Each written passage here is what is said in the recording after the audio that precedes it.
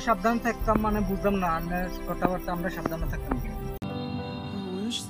সিঁড়ি আছে রে সিঁড়ি বিড়ি নেই বিড়ি আমি খাই না বা ও আল্লাহ রে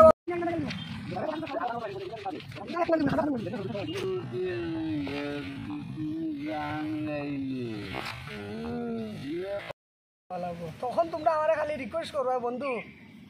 একটু উবাস না রাবা আমার বাড়ি উঠানো একটু নামাজ না রাবা ও রিকোয়েস্ট করবা আমি হেলিকপ্টার চললি না বুঝছো নি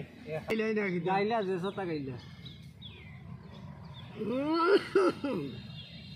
আসসালামাইকুম ভাই ভালো আছেন ভালো যাইছে নাকি ওই যে